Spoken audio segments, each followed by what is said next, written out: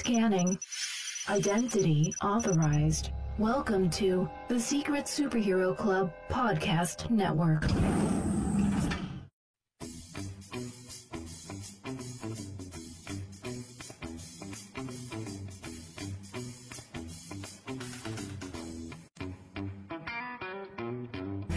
Welcome to the Animation Station Podcast, your home for discussions and debates about all things animation. Each week, we'll rank, review, and revel in animated shows from yesterday and today, and from around the world. So grab your Acme slingshot, set your mobile suit to autopilot, and put on your mouse ears. The Animation Station Podcast begins now.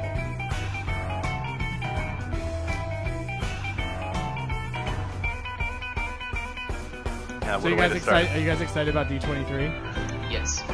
I'm super excited. This will be my fourth one. I've been to every one except for the very first one. So I'm excited for the event itself, but I'm super excited to be bringing Josh and Oliver with me so that they can experience it too.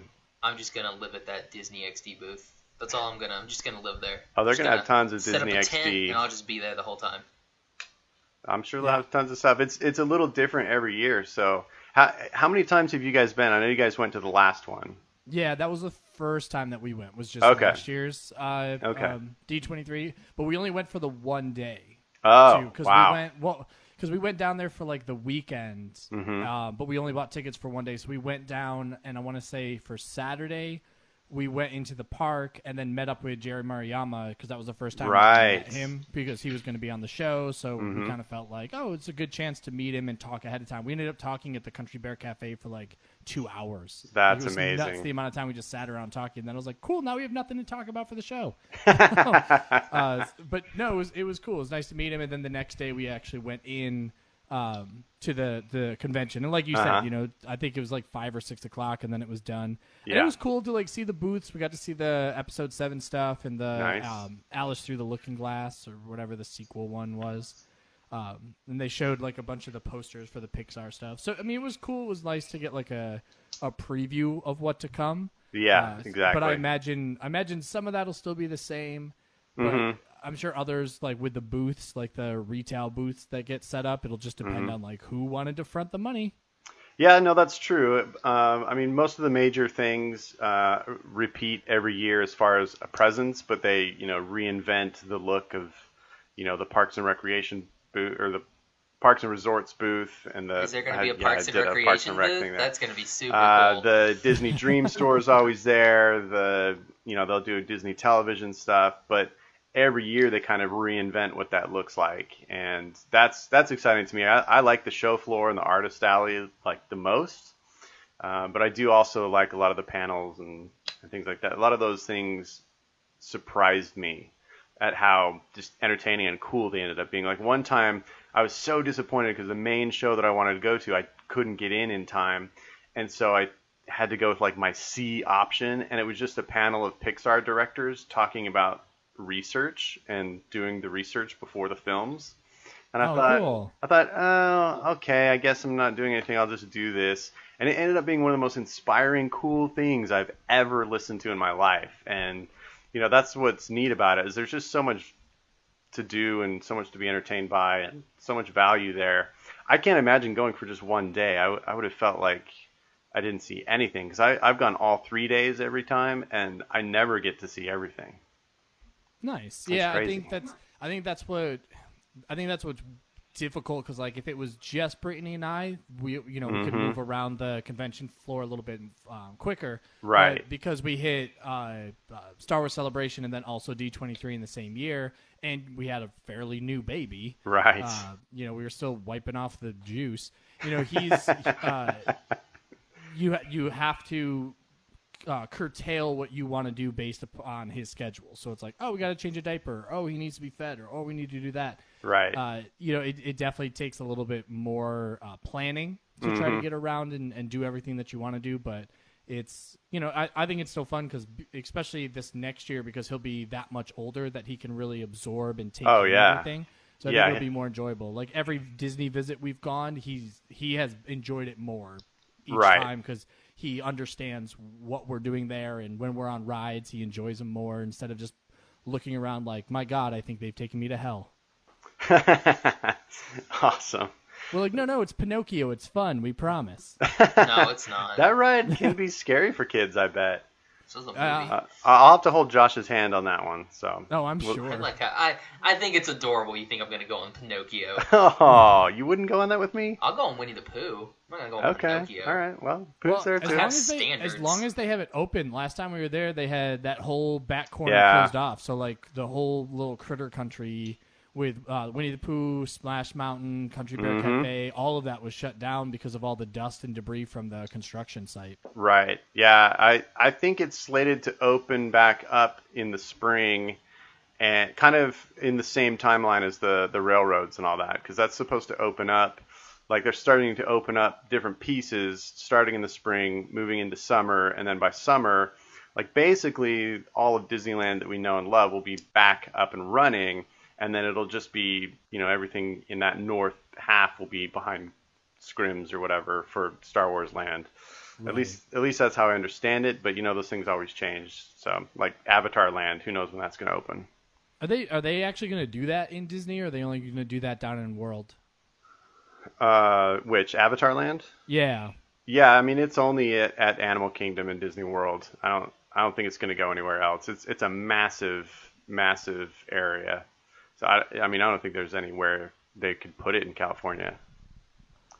Yeah, I guess that's true. I don't know. I feel like with California, when I look at aerial maps, it still seems like there is more space than what they're actually utilizing. But I'm sure some of it's eliminating storage units and parking lots and all that. Right. I mean, you got to think about the number of people that work there and all the administrative and offices, and they got to put all those people somewhere.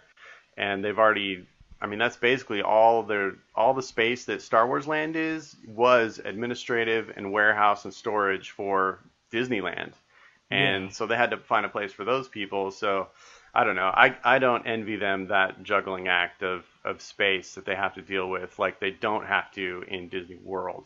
So I'm just glad they were able to find a place to do it. I'm glad they did it because we needed a bigger presence for Star Wars for sure.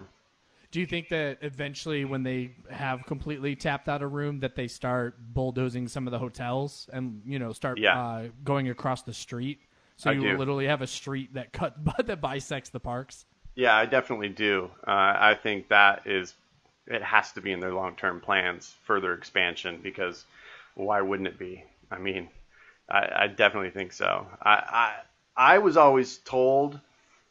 this goes back 10, 15 years when they built California Adventure. I was always told that when you started to see them build the next parking structure, that meant the land for one of the existing flat lots was going to become an expansion park.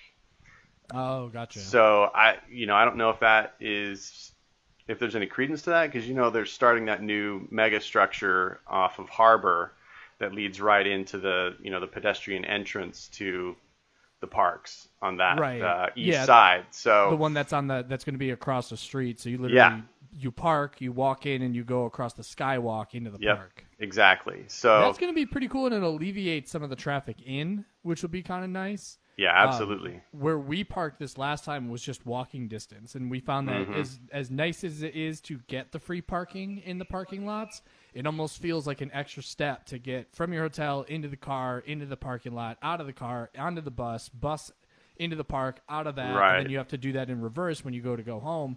Whereas, when it's night and we want to leave, you just throw Remy in the stroller and just walk down the street.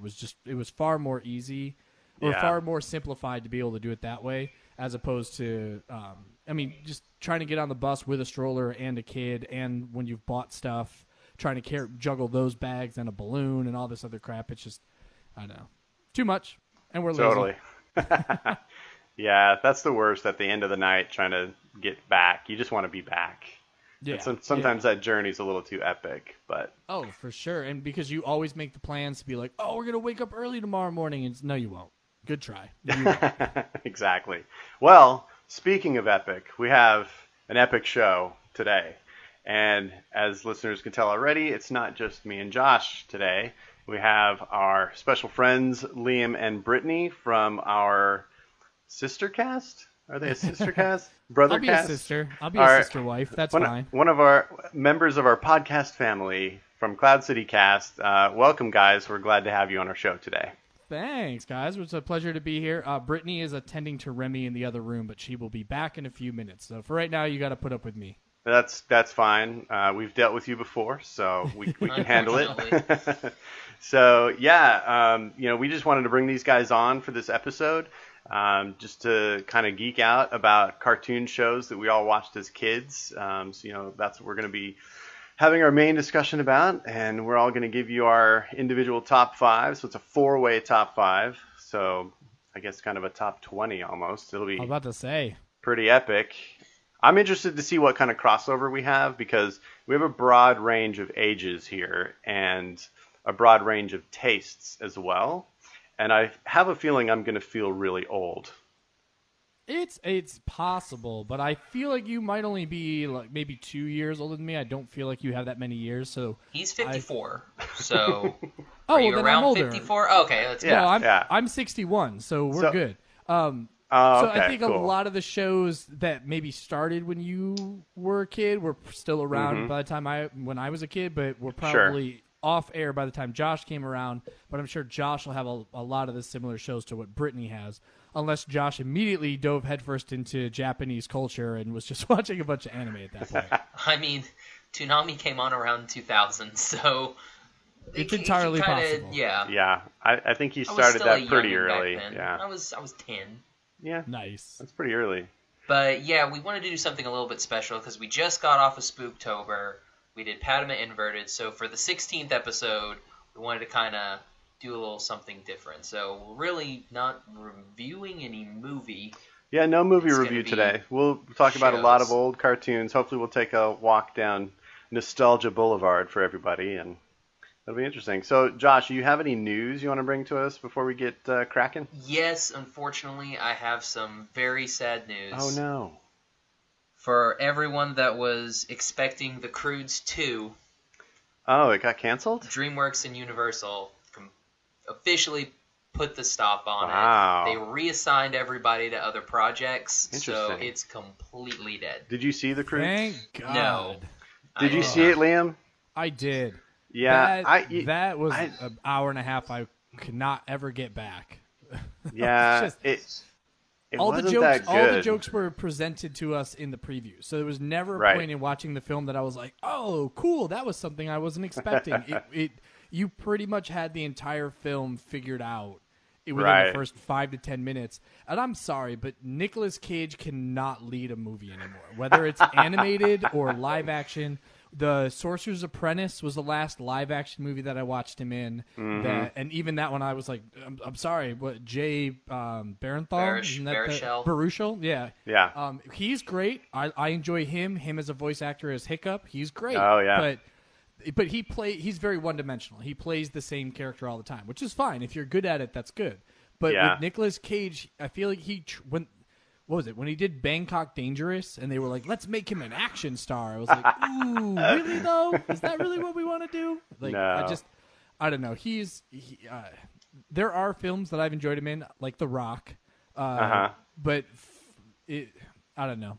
I don't even think that Ryan Reynolds could save that movie. What, him and Emma Stone? Just no. Yeah, I agree. I did like a lot of the artwork in The Croods. I thought there was some really beautiful things in it, but yeah, the story and the jokes and just the presentation of it didn't come off. So I'm not really surprised because I don't think it did well in the box office either. It made like, Did it? I think I read it was like $500 million off That's like a insane. Wow, I'm surprised by that. $135 million budget. I'm really surprised by It that. was But crazy. didn't they do like a short-lived like 2D cartoon after that as well? I think that's still on Netflix. I'm pretty Yeah. sure that's Really? like, yeah, I think they acquired Wow. the rights and they're just pumping that out. Yeah, So you can it's- get your Croods fixed with Netflix. Wow. Yeah, it's tough because it's one of those films that I think it hit when my nephew, because that came out like what, a year or two ago. So my nephew was probably about like 6 when yeah. that came out, and he Two- liked it. So I 2013. could understand like kids enjoying it, but as an adult, there was no redeemable qualities for me. Yeah, I agree. All right, what else you got, Josh? Fun, exciting news out of DC. We got some Young Justice Season 3 finally happening. So tell me about Young Justice. I don't know anything about it. Like, is it the Justice League as like young people? It's the sidekicks. Yeah, you know the Teen Titans? Yeah. It's kind of like the Teen Titans, Oh, but okay. just a little bit different. So you like your starters, you've got Robin, Aqualad, Superboy. Aqualad. Yeah, Aqualad. Aqualad, Don't- which is I'm Dude, sorry. From the he's outside, actually- that's a little goofy sounding. like Aquaman to me has always been a joke of a superhero, but Right. the way that Young Justice portrays Aqualad, he's bad at Yeah, BA. he's He's Nice. bad MF, man. I dig him. When they threw Speedy in there, Yeah. Roy Harper, he kind of ditches in and out, but I like him as a character. I liked him from the comics because Green Arrow was one of the few DC books I read. Robin's cool. Who else? They've got They got Kid Flash and Superboy. Then and they then, bring in Magon. Artemis and Magon. Magon And the Martian Zatanna. Man, Huntress. Is Zatanna. there a Bat Boy? Yeah, Robin. No, that's Or Robin. you're thinking like Nightwing. I don't know. Batboy would be No, Nightwing. there's not. but- There's not a Bat Well, you Boy. said there's Superboy. Isn't Yeah. that like Boy Superman? Yeah, but Robin was before any of them. well, I boy, don't know. yeah, but I'm just but asking questions Superboy- here, man. But Superboy is the clone. I feel like of you. I feel like Superman. you know these answers and you're just doing this. No, I don't know any. I have no idea. I I'm have the legitimately whole. I have asking. the whole entire run of the Young Justice comics right back there. Oh, yeah? You can borrow them at any time. All right. They No, have you know what, Gav? Watch the first episode, and if by the first episode you're not like, okay, let's see where this goes, then turn it off. Because Brittany didn't really get. Well, you didn't really get like super Young Justice. You didn't get like super into that when we No. started watching it. I think if it's my last resort, if it's on and I have nothing else to do, I will sit and I will watch it. If something comes up, I will easily walk away from the screen. Yeah. and Yeah. not be sad that I missed out on any story. I almost binge watched the whole first season. I think while you were pregnant, so like Yeah, you did. I could sit and actually watch. The second season's been hit or miss, where it's like I'll watch an episode or two, and then I won't watch it for like a month, and then I'll go to watch another episode, get sidetracked halfway through. But it was tough because it was, Josh, it's what, like a 4 or 5 year gap between season 1 and season 2, like time frame. Yeah, there's a big time skip that doesn't make. They don't really explain it. It's just, oh hey, by the way, there was a time skip, and now Robin is Nightwing, and he's like 7 years older. And you're like, wait, what? What? So How? it's like 20-something Justice?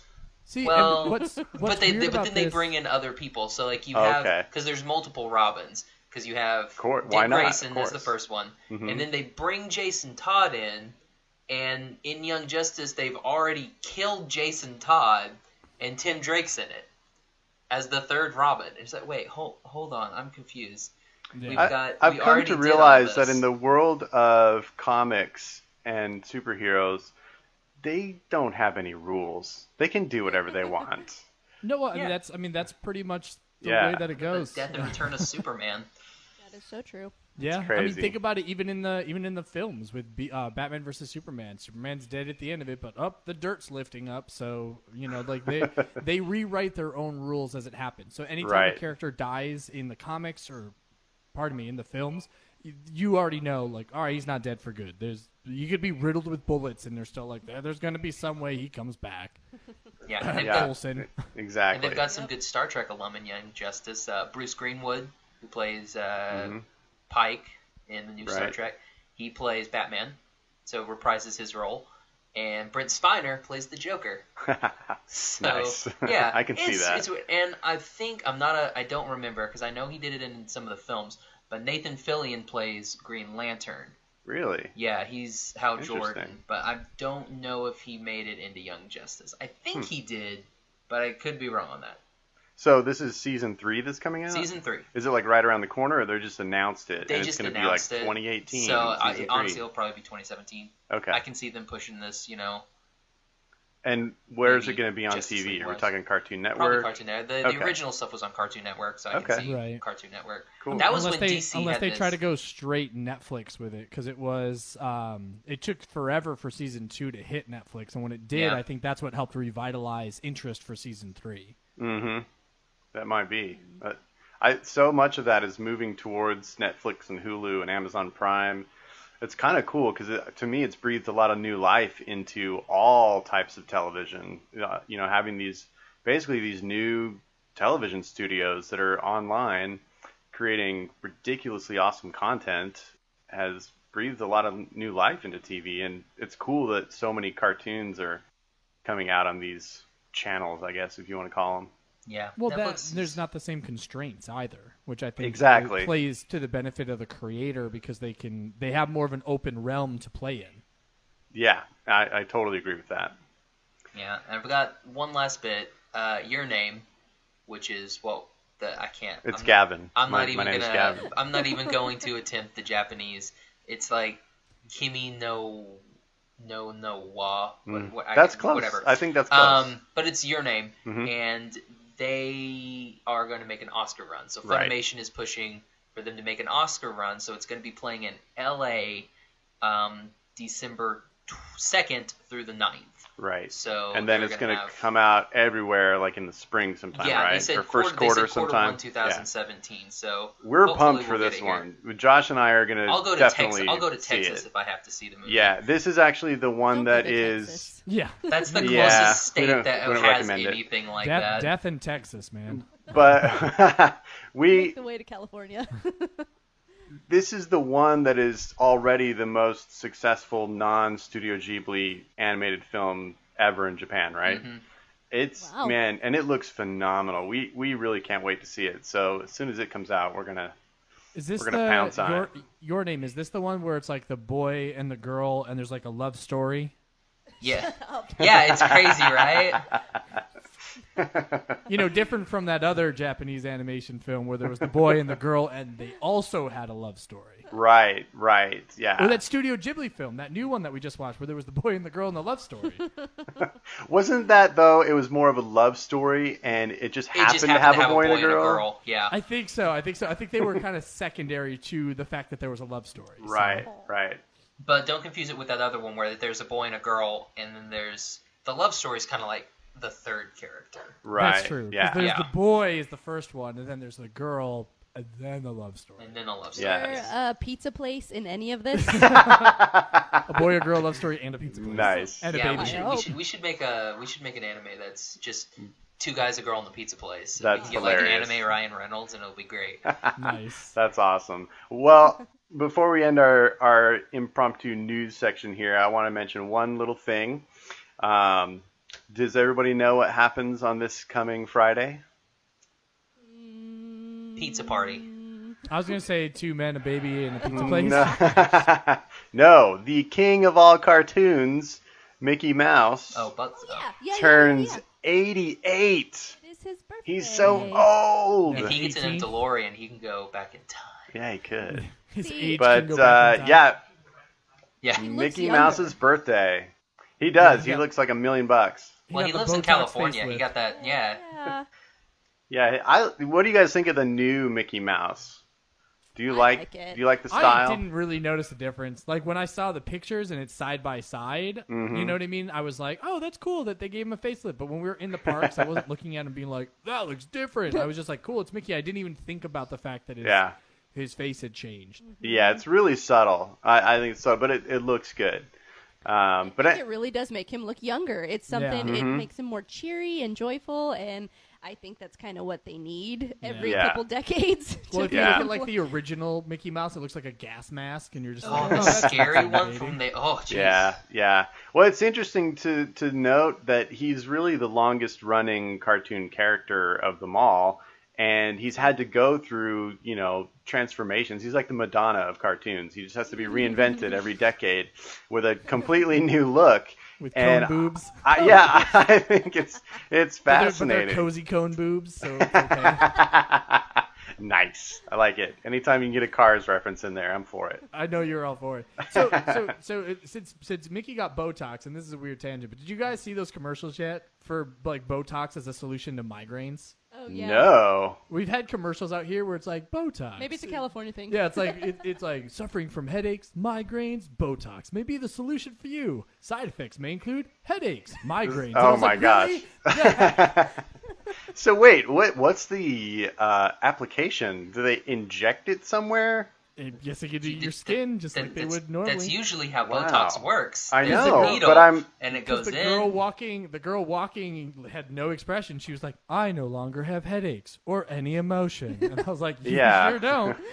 Or thoughts of my own. That's like a Yeah. Black Mirror episode. Wow, that's crazy. No, I haven't seen any of that. That's weird. No. We just lived a Black Mirror episode, Josh. That was, We that was did. reality.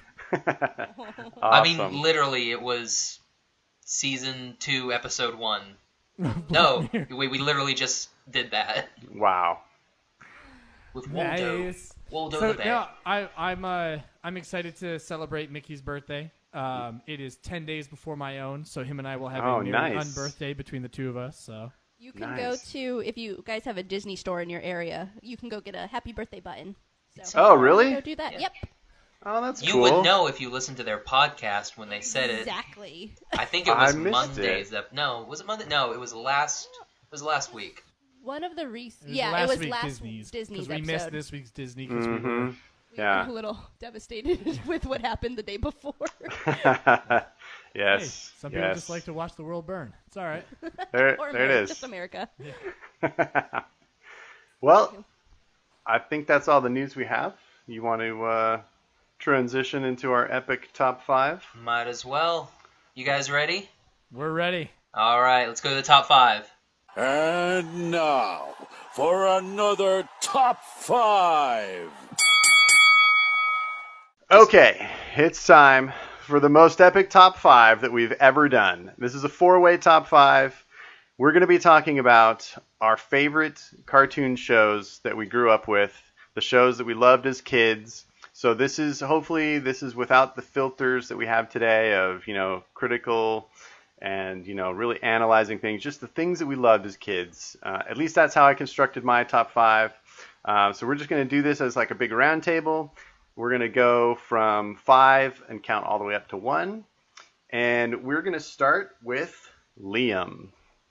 All right. So to start out my top 5, I went with Grimm's Fairy Tale Classics.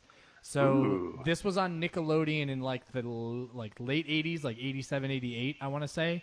And it was originally done in Japan. When they brought it over to Nickelodeon, it's basically Japanese retellings of not just Grimm's fairy tales, but all fairy tales. And I just remember sitting there with my sisters week after week, always watching this show, like just without fail.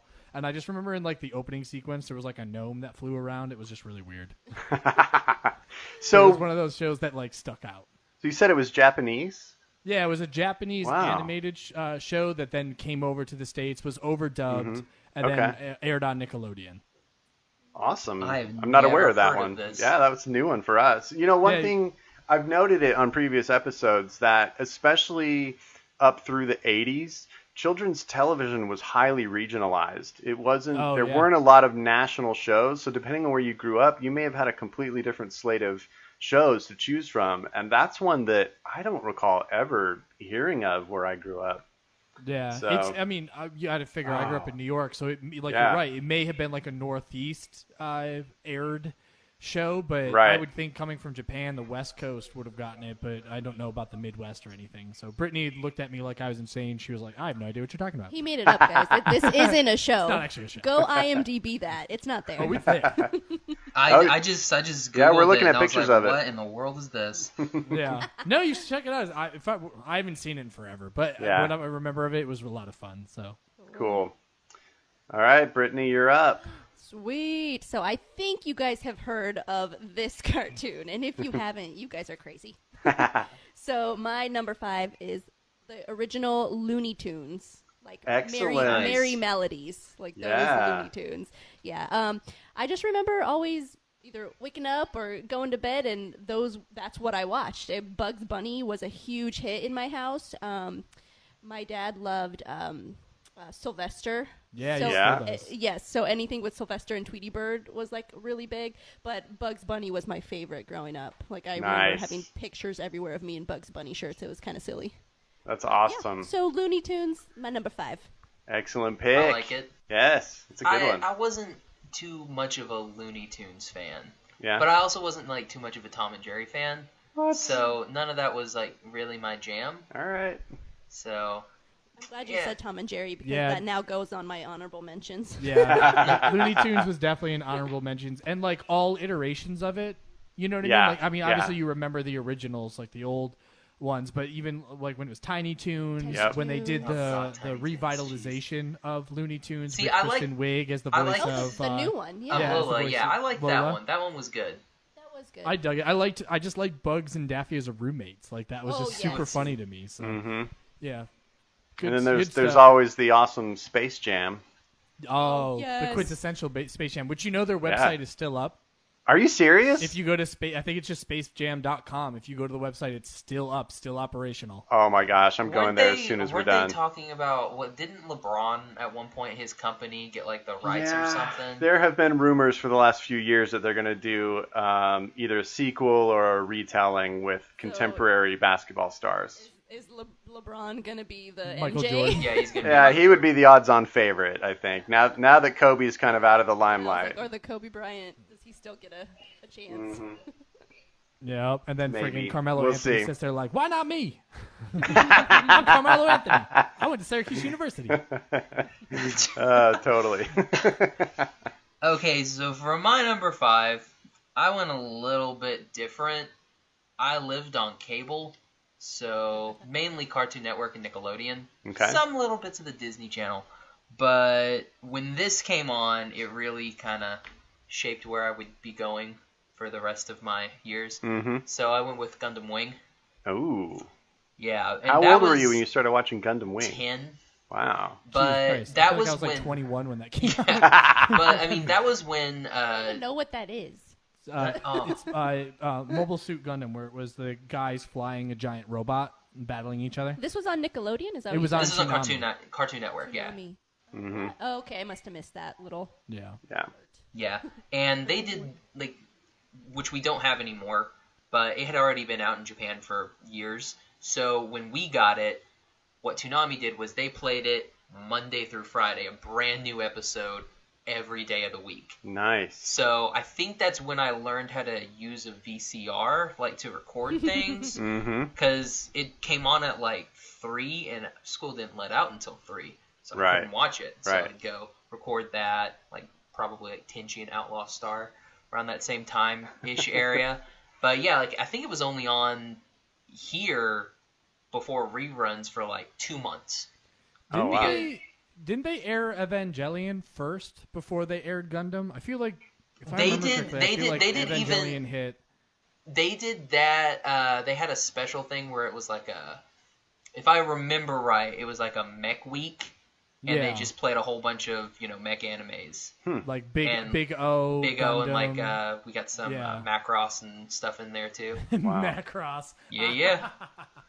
So, Josh, Some you good feel old like Robotech. that's the show that kind of opened up the world of anime to you? That and Tenchi Muyo. That's pretty cool. Yeah, Two Tenchi Muyo. completely different, opposite sides of the spectrum anime. Mhm. Well, because Tenchi's a harem anime. Oh yeah, So, definitely. So you've got the mech warrior style anime versus the harem, which I remember Tenchi Muyo a lot as a kid because I had friends that were super into that.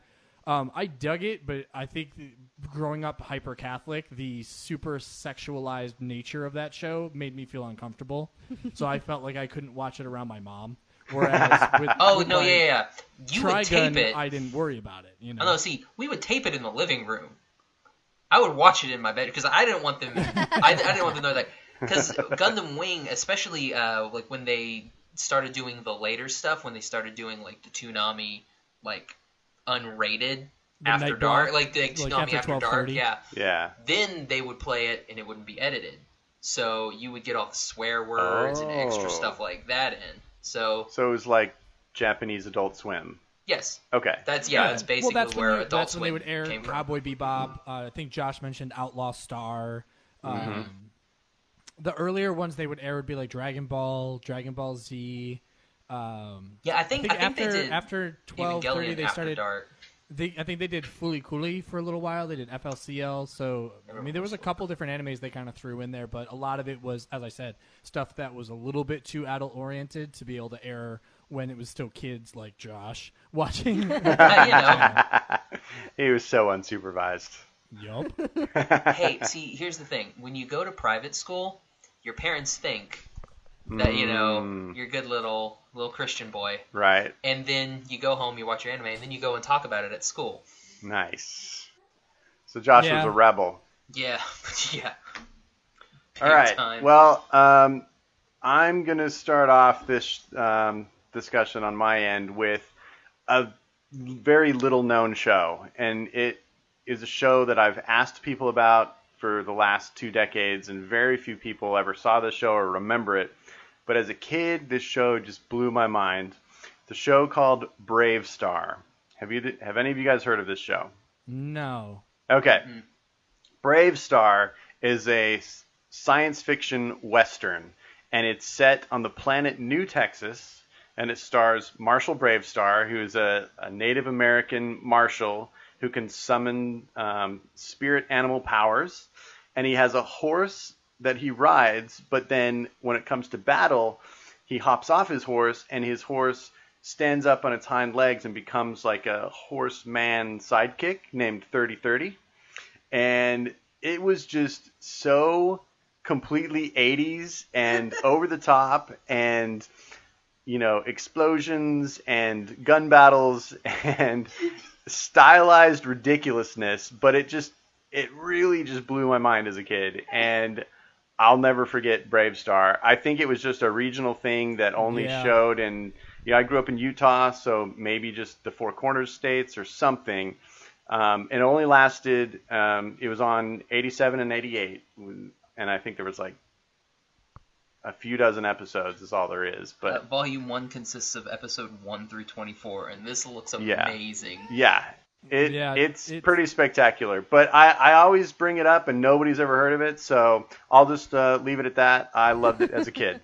The horse has a gun. It aired on Kubo, was a network that it aired on, or Retro Television Network, which we definitely didn't have those in the Northeast. So I don't think I had those either. And I'm looking at this horse up on its hind legs, and that I know, isn't it? It looks awesome. Oh, you want me to buy you these toys? Whoa. I do, actually. I'll buy you these toys. I had some of those action figures. It was basically concurrently released with its own toy line, so I think it was much more of a commercial for toys, really, is what it was. Yeah. I mean, the dude looks like G.I. Joe.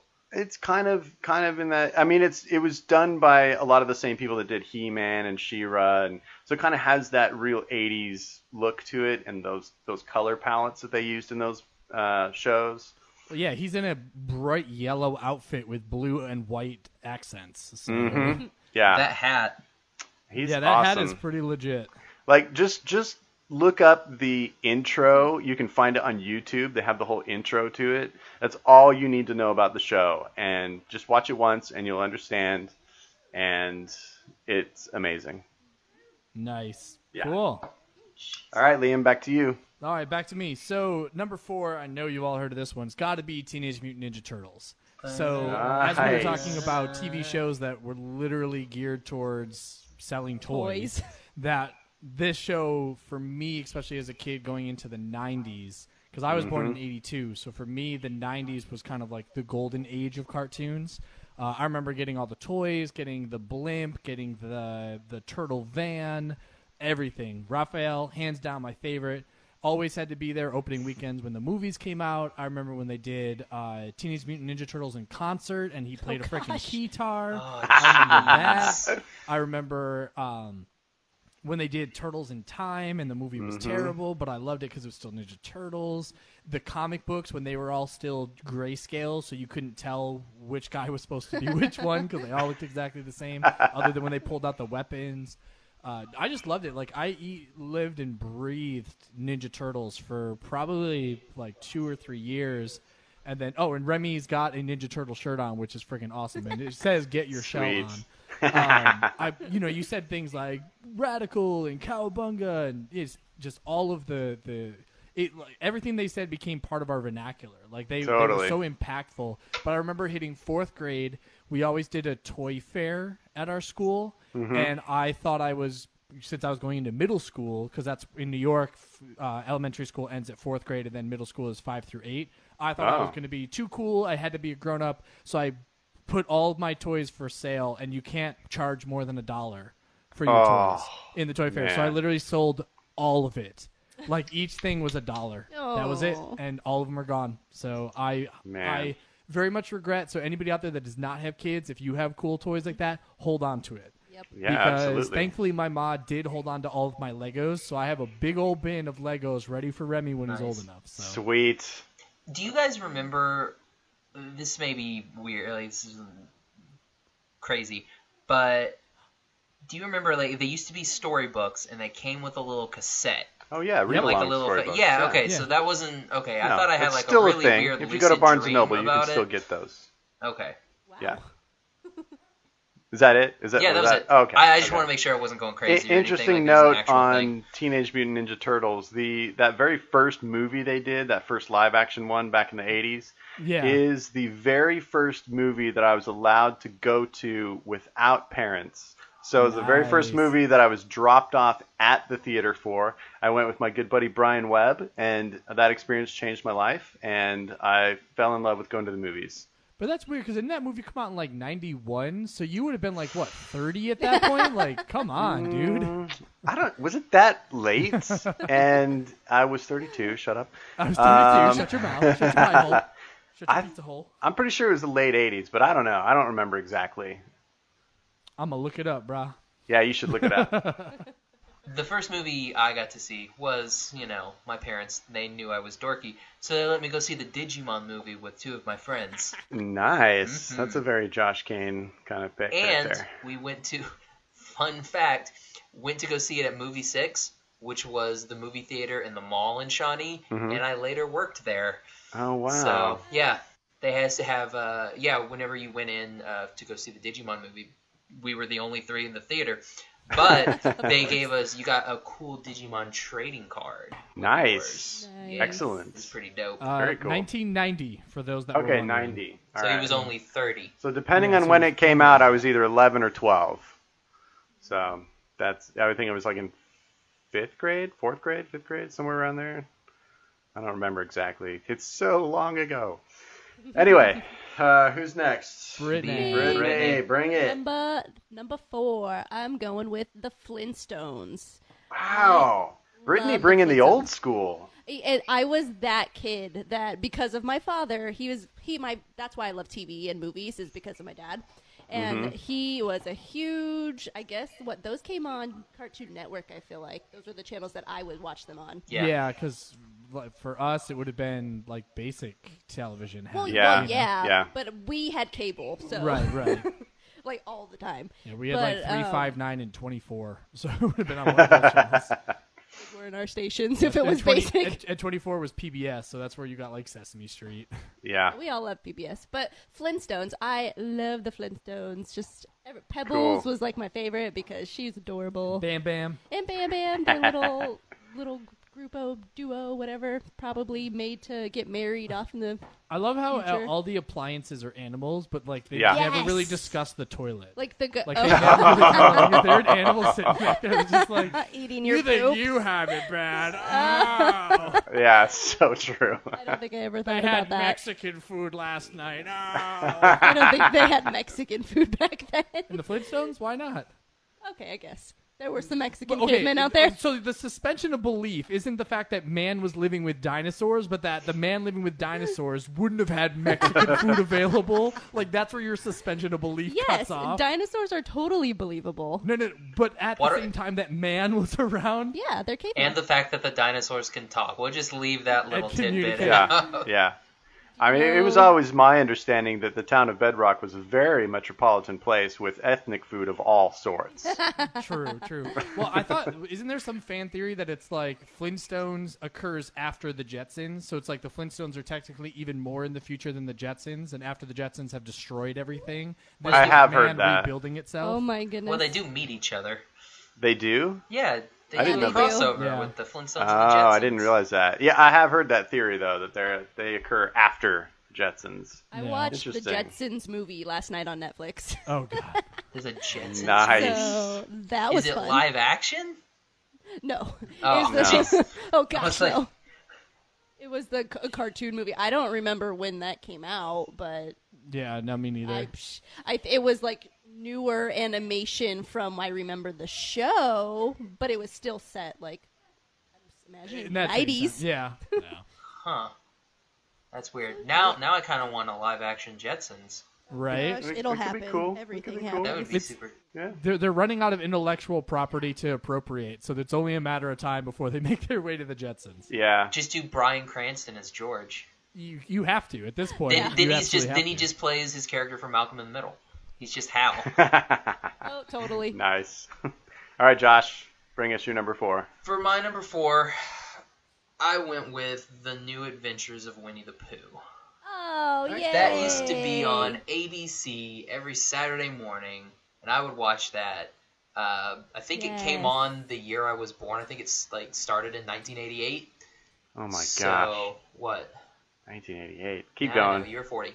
So it started in 1988, and my parents got me the whole entire VHS run.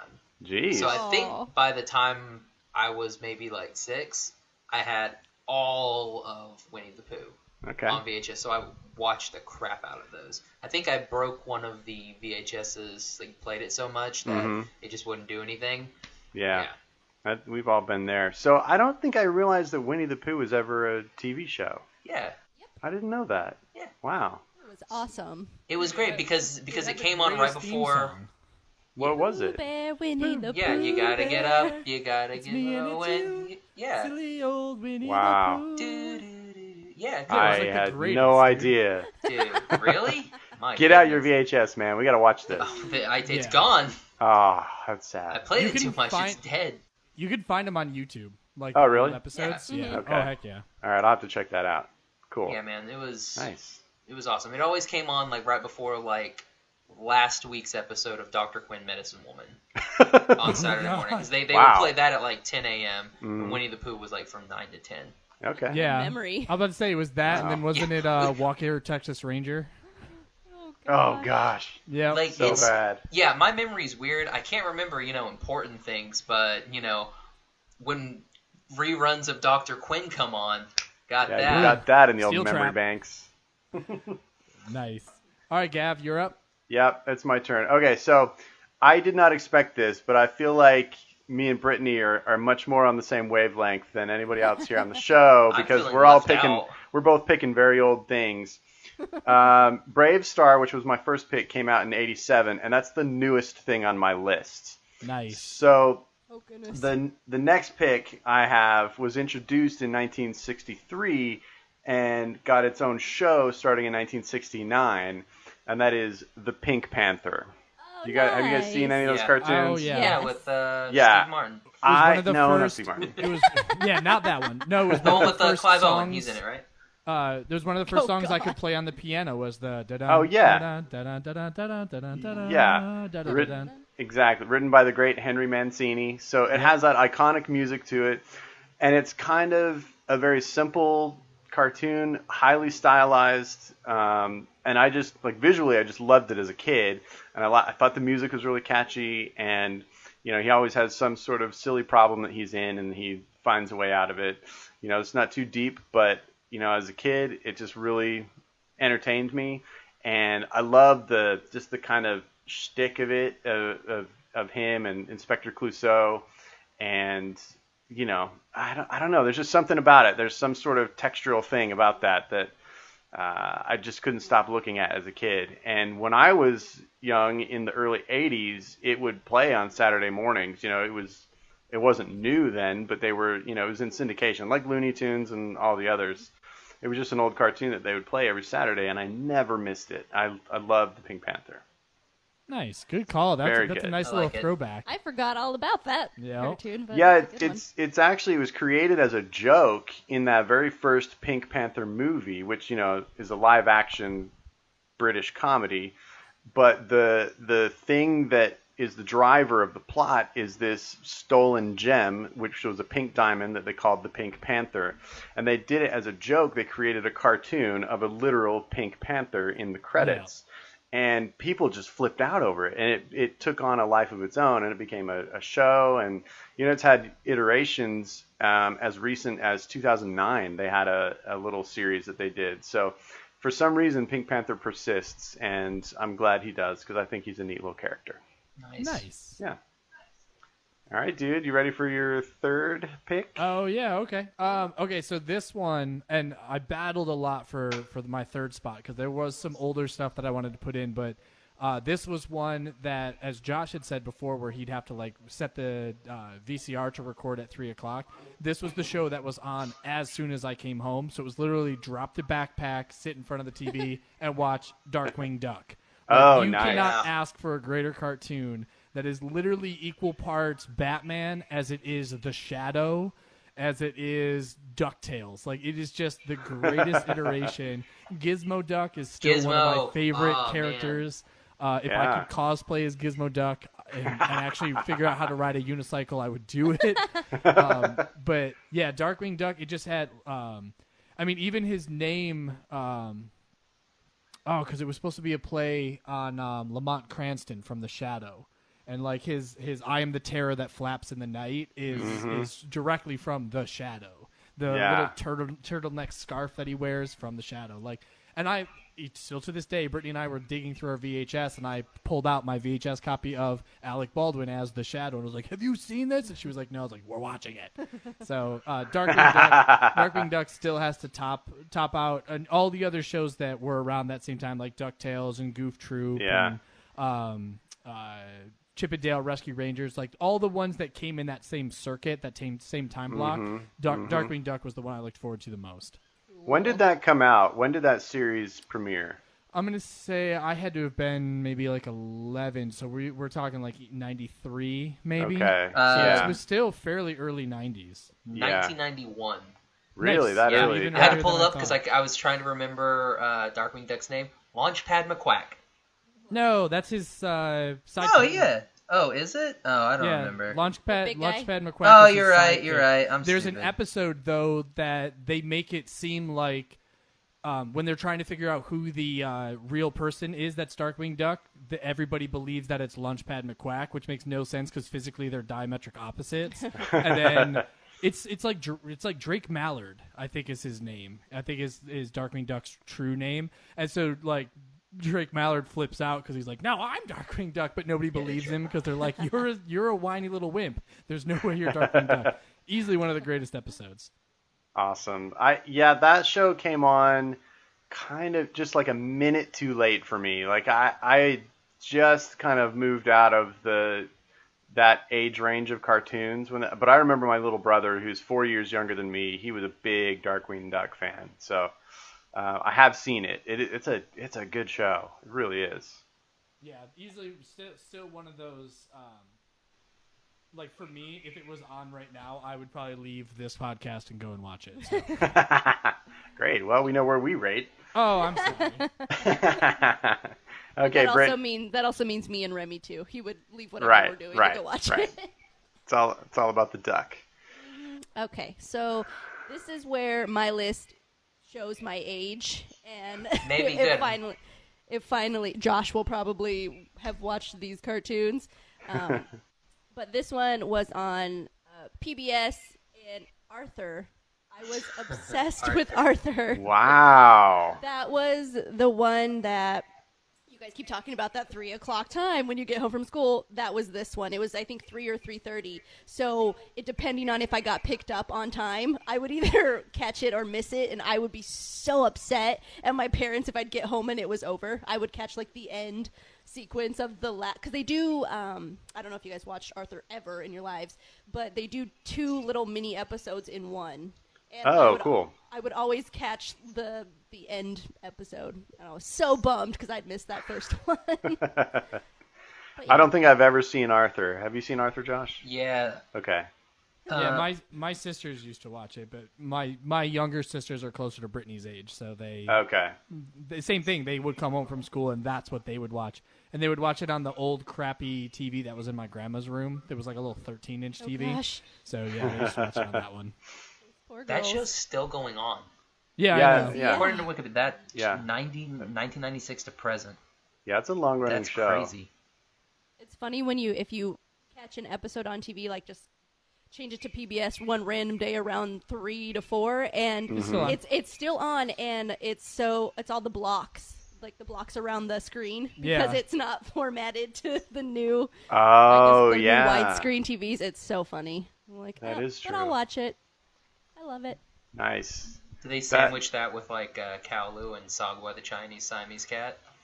What is that? Caillou. Ugh. Oh, I never watched that. I know Caillou, but what was that other one you It said? was Sagwa, the Chinese Siamese cat. I've never heard of was that up there. one. Don't worry about it. All right. That's usually how these go. Just don't worry about it. Okay. That one up for later. For my number 3, I'm going to go with a good little anime cartoon thing. Came on Fox back in 1999. We're going to go with Digimon. Digital Wow. Monsters. Okay. So, okay, you have to explain that to me. How is that different than Pokemon?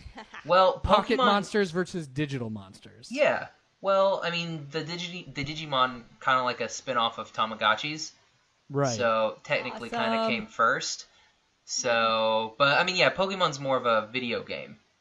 So the series got launched with the, around the same times as the game. I think Red and Blue came out before, and then the anime came out a little bit after the games, kind of like as a promotional thing. Right. So that's why we got, like, Pokemon had a year on Digimon. But with Digimon, the characters, you have more in-depth characters than you actually have with Pokemon. There's more motivations with those characters. Plus, So you get more stories? yeah, what you're plus the saying? Digimon Okay. can actually talk. Unlike Pikachu and all the Pokemon who can just say their names or just go rawr sometimes. Yeah, but you had what? Ash Ketchum and Misty Knight and Token Black Guy and Misty Knight.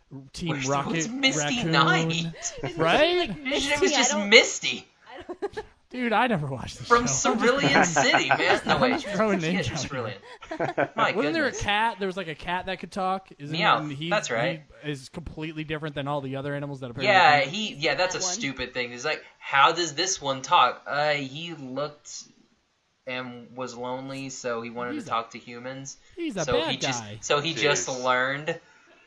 He joined these two weirdos in crop tops. All right, why Yeah. not? Yeah, but no, Digimon way better than Pokemon.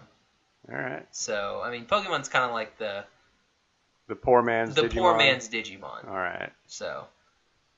Gotcha. Yeah, we Thanks for clearing that way up. better, I did not way know better, Yeah. No, I way definitely better, way better characters in Digimon too. We got Tai and Sora and their did like love Pokemon, that though. never actually happened. Aw. Sorry for you, Josh. Yeah, I know, it's so sad. But Ash finally kissed a girl. It took like 20 years. Finally Wow. got it though.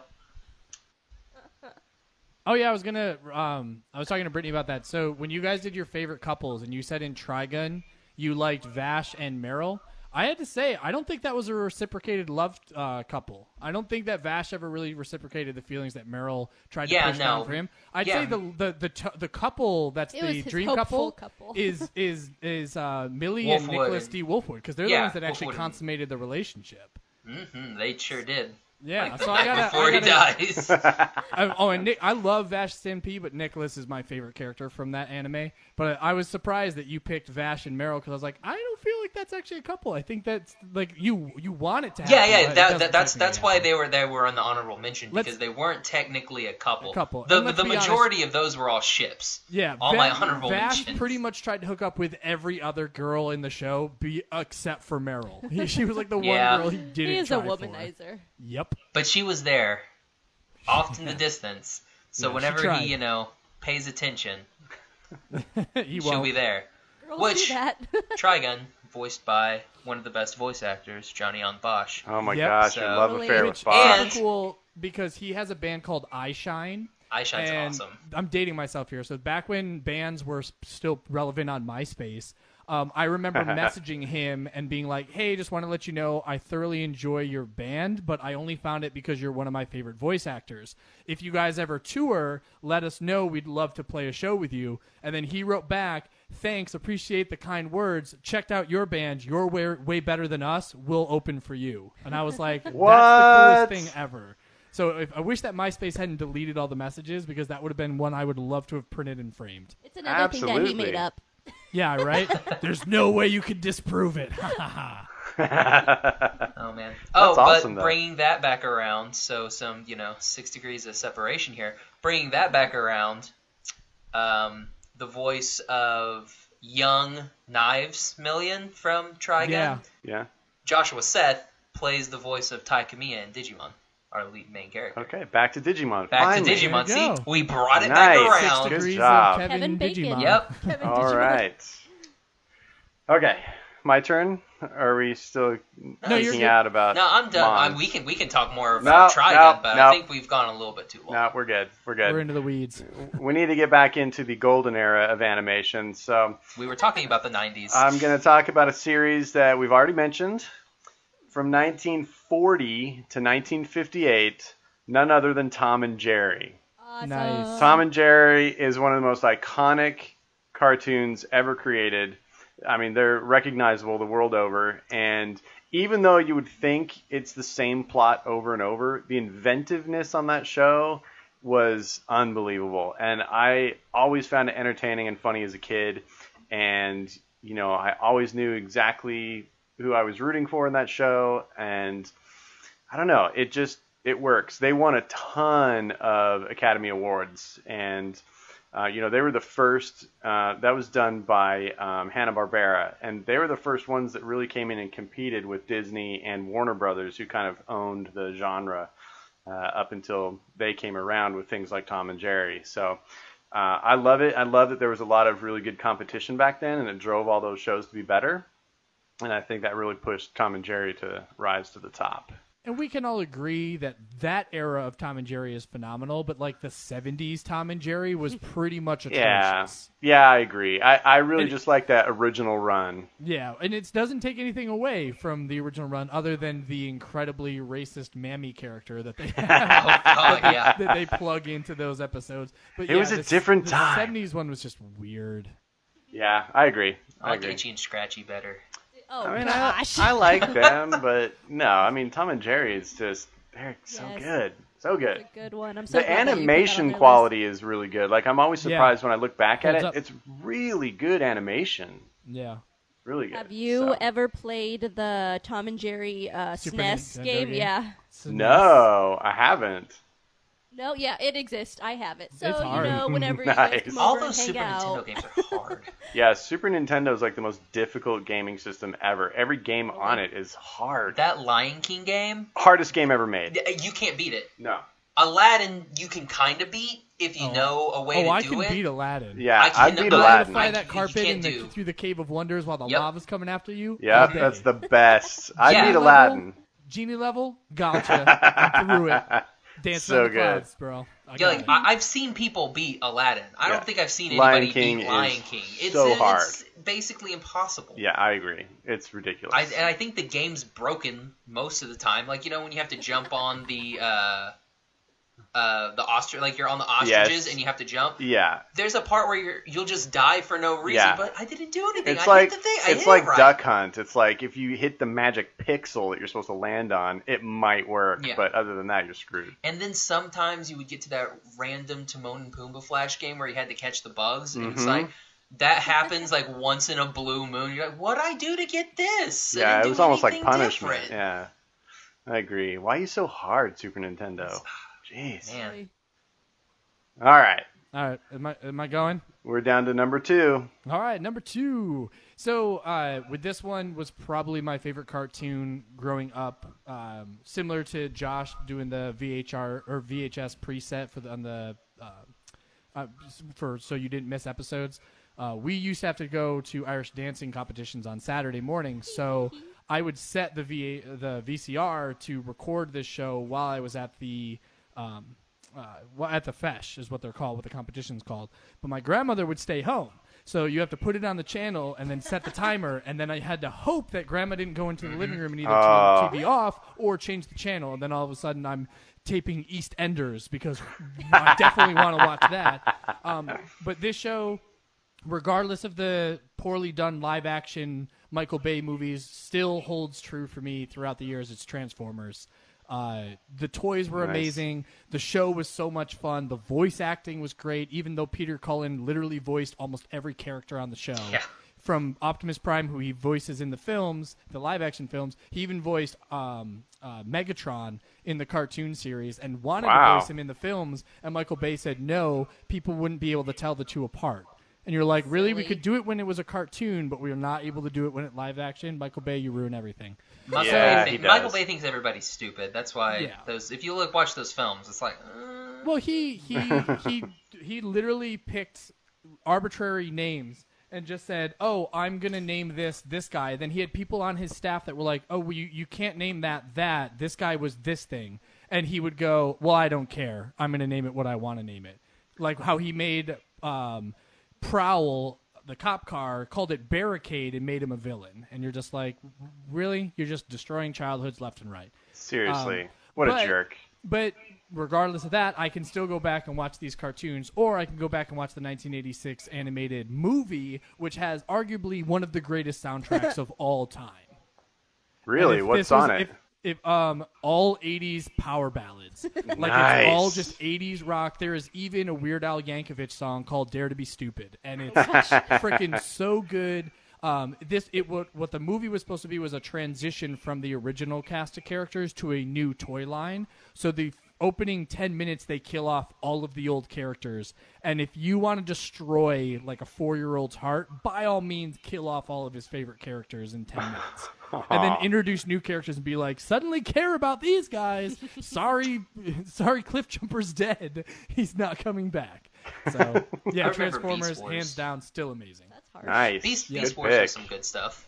Beast Wars, but that was the Canadian cartoon. Yeah. And it was they did that weird 3D animation. Well, it was weird, and there was no consistent airing in New York for that one, so they didn't air it every week, so you would just be randomly missing episodes, so I never quite got invested into Beast Wars. Yeah. I can see that. There's a Velociraptor in that one. Nice. There was like a gorilla, which I didn't get, because I was like, Optimus was a gorilla. Dinosaurs, or are they mammals? They're What's just going beasts. on? Yeah, just beasts. All types. Duh. Yeah, it's like, but this guy's an insect. He's a beast insect. He's a beast. Look at that grasshopper. He's huge. Compared to the other There's a insects, cool- he's a beast. Yeah.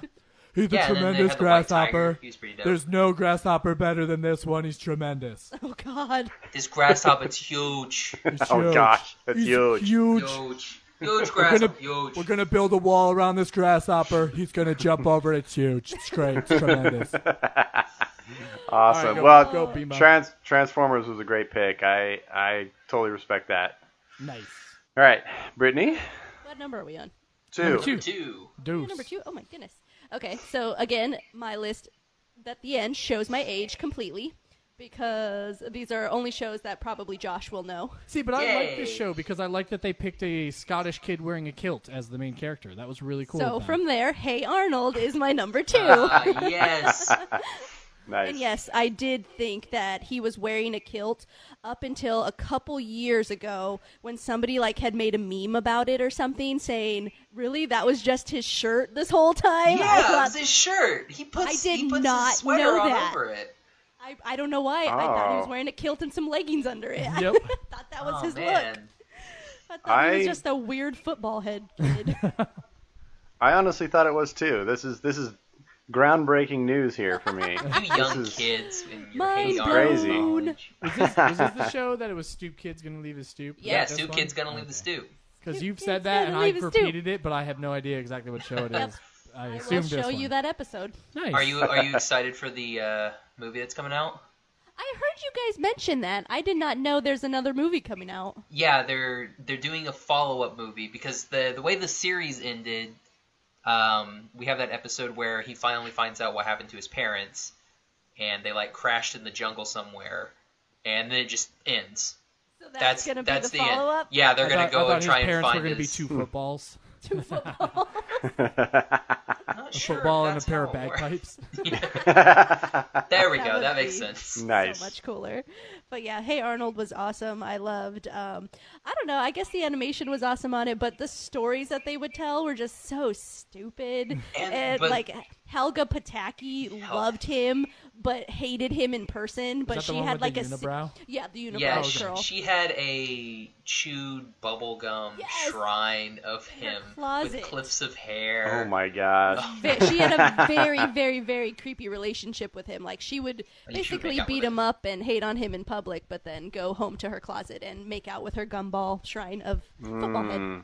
But that The show just really took a weird Told turn. ya, it was It yeah, did. weird. but that show was also extremely deep. Like, there's some Yeah. really like Mr. I can't remember his name. I think it's not like Con or Wong. I can't remember the Vietnamese guy that lives in the building with his grandpa. Mm-hmm. He loses his daughter because he's in like Vietnam and gives his daughter to like the last plane, like the last helicopter out of Saigon, pretty much. Wow. And so he stays behind.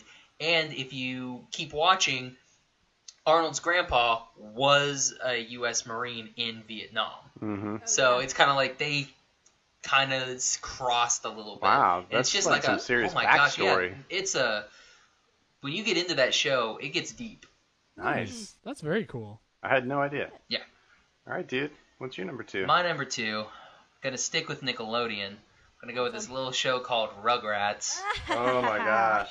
Nice. Yeah, man. Baby's got to do what a baby's got to do, bro. That's awesome. I just Love like I don't that, think I've that ever Tommy seen an Pickles' little episode of brother it. got named Dill. That was Yeah, so Dill like, Pickles. awesome. Dill Pickles. That's like the Dill later Pickles, Rugrats. voiced Wasn't by it- wasn't Tara that in the Strong. movie? Yeah, they it did started the movie. Yeah, they did the first movie, and that's where we got introduced to Dill. And then Dill started being in the cast.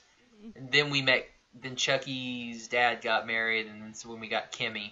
The Asian Man. lady. Yeah, from The the Asian wasn't one, that yeah. also a movie? Wasn't there another movie?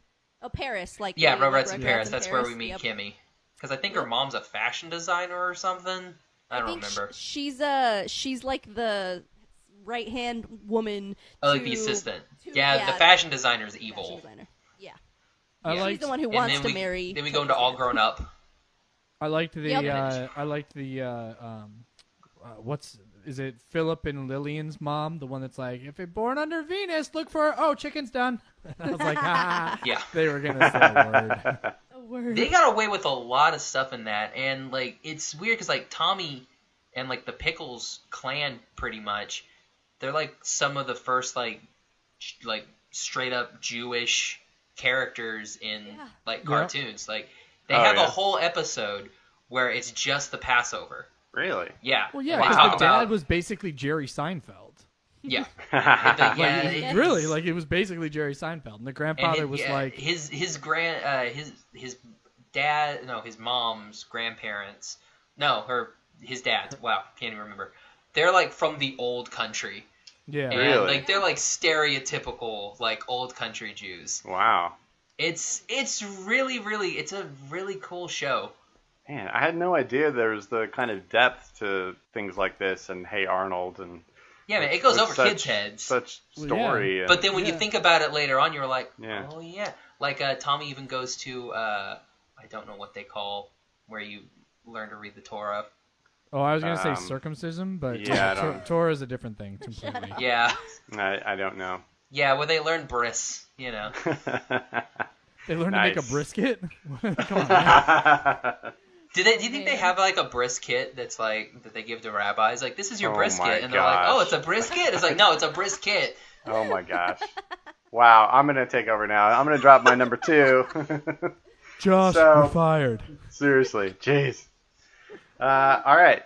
My number 2. I'm Hashtag going brisket. back to the 80s. Mid-80s. This show lit the world of kids on fire. Everybody lost their mind when this show came out. And Liam, you may remember some of the hysteria about it, but I just remember me and all my friends, we never missed an episode of this. We always freaked out when there was a new episode.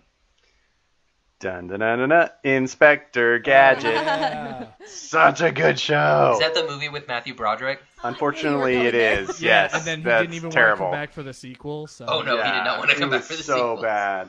So You know, yeah, the 83 show- to 86, right in the middle of the 80s. This Yeah. show just took over kids TV. Everybody loved that show. Yeah, and it was I thought it was cool because the way that they would keep expanding like the gadgets that he had, like it was Yeah. it was like Mickey Mouse Clubhouse, where they always happen to have the tools they need for the job that day. But what was cool about Inspector Gadget is there'd be times where, like, go Gadget Copter, go. But it was like not what he needed, but then it would inadvertently be what he needed. So it was, I don't know, I liked the premise of it was kind of stupid, but because, like, I don't know, is he an android? Get is he Smart. a modified human? Like, what's going on?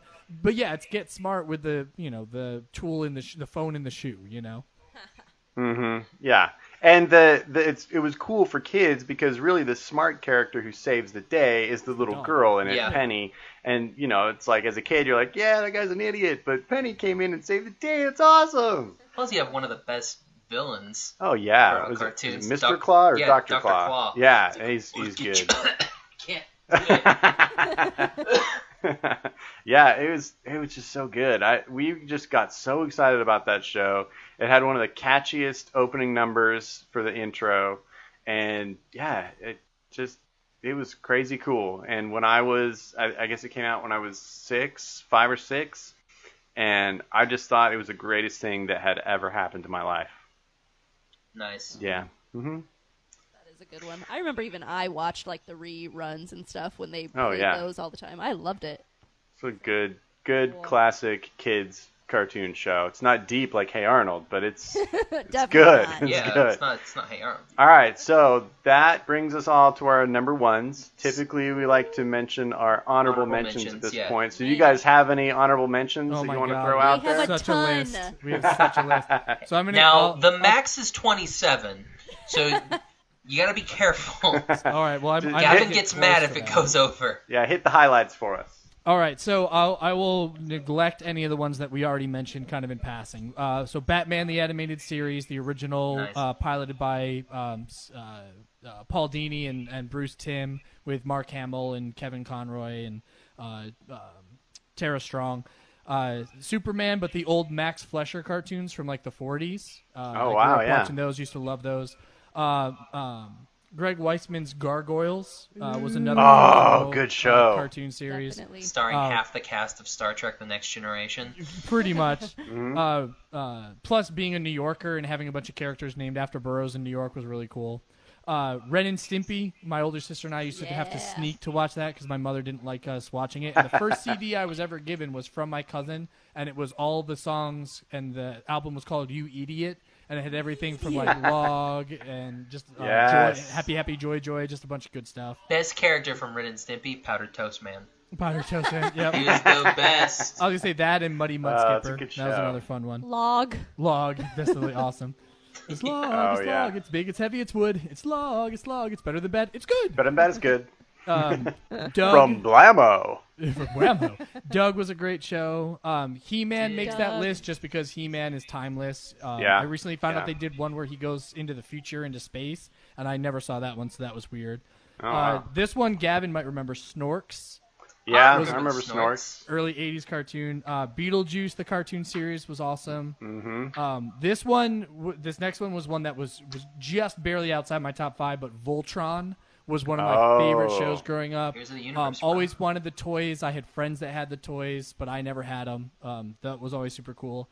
G.I. Joe, Gummy Bears, Grape Ape, Hong Kong Phooey, Dudley Do-Right, Rocky and Bullwinkle, Yogi Bear, David the Gnome, Johnny Quest, Rainbow Bright, Rocco's Modern Life, Animaniacs, and Toxic Crusaders. Animaniacs is good. That's good. Man, you had a lot on your list. That's impressive that you narrowed it down to 5. Yeah, no, I did. I mean, and for us, we didn't have cable for long stretches of time because we just couldn't afford it because the 5 kids is just too many mouths to feed. So the times that we could watch TV, we enjoyed it because we were like, we may never get this again. So awesome. All right, Brittany, do you have honorable mentions? Yes. I'll keep mine short though. So we'll just go with Smurfs. Nice. Love the Smurfs. Nice. Muppet Babies.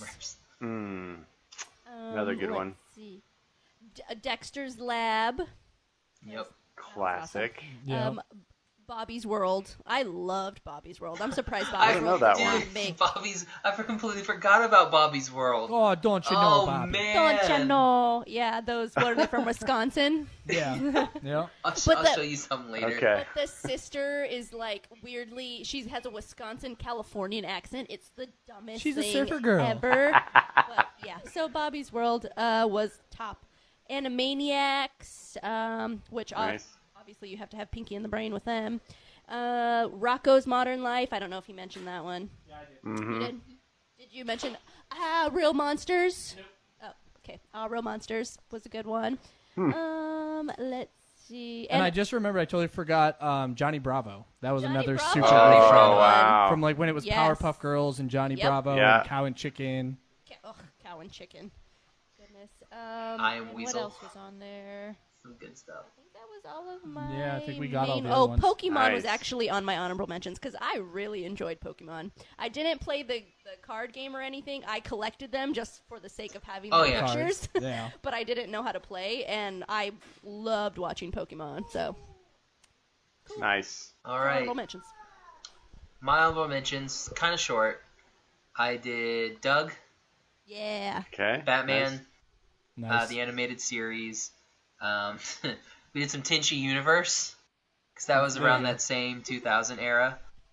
I put Inuyasha on there, only because it was on Adult Swim the majority of my life. Like, it came on from, it was 2002 to 2006 was the original run of the show, but then it went on reruns from 2006 to 2014. Wow. Yeah. So They it was aired that on show forever. Yeah. So I never really got into that one. I enjoyed Cowboy Bebop, Trigun, but for whatever reason, Inuyasha just. I never got into the shows where like they would talk about fighting for the 10 minutes before they actually fought, would fight for 30 seconds, and then would talk about the next episode for the last 10 minutes. Oh, you mean Dragon Ball Z? Yeah, exactly. Dragon Ball Z. I could not get into shows like that. And Inuyasha was so much of that, and then just arbitrary talking that never led anywhere. Yeah, it was a lot of that show was really talky. I put the Powerpuff Girls on there. Yeah. Nice. I loved Blossom, Bubbles, and Buttercup. Yeah. My jam. But Tara yeah, Strong. I try to keep it short Cool. and sweet. Tara Strong, always. One of Yeah. the best voice actresses out there. Nice. All right. Well, my honorable mentions is very short. I wasn't really a big cartoon watcher as a kid. Even early on, I preferred the full-length animated movies. So, like, just the Disney movies and Yeah. movies Oh, I like thought you were American gonna say you were watching a lot of Tail. like Quantum Leap or something. Oh God, no, Dude, no. you didn't watch Quantum Leap? A-Team was my show Dude, back Quantum then. Leap was the best, 18, man. there you go. Yeah, Some that Dr. was Knight good. Sam Rider. Beckett never made it home, bro. Yeah, that's fine with me. He can stay out there. Anyway, so I only have two. The one that almost made my list was the original run of color Mickey Mouse shorts that ran from like 35 to 53. We were just So- watching those. Yep, we were. Yeah, and my favorite of all was Mickey's Trailer, which we've talked about on the show We before. just watched that Yeah, one. we just Yes, watched that. I love it. I grew up with a couple of VHS tapes that were collections of those, and they were great. So that one almost made my list. And then the other one that made my list is completely not PC anymore, but in the early 80s, really through most of the 80s, Bill Cosby was like America's dad, and he was seen by the world as very, wholesome and, teaching kids good lessons. And Hey. yep, you got it. That included Albert. Fat Albert, and I loved Fat Albert as a kid. I thought it was a funny show. I For can't- whatever. I was for gonna say whatever- I can't think of Fat Albert anymore without thinking of Boondock Saints, where he's like, "You look like Mushmouth." And he puts on the mask. He's like, "I was just Yeah, trying to totally. be professional." It's Totally. really weird when you were talking about Bill Cosby for whatever reason. I forgot about Fat Albert and I went straight to Little Bill. I don't know Oh, why. yeah. It was just random. Just as like, oh, he's gonna haven't watched Little Bill. That was in That's the funny. 80s. Yeah, no, Fat Albert. So that's the extent of my honorable mentions.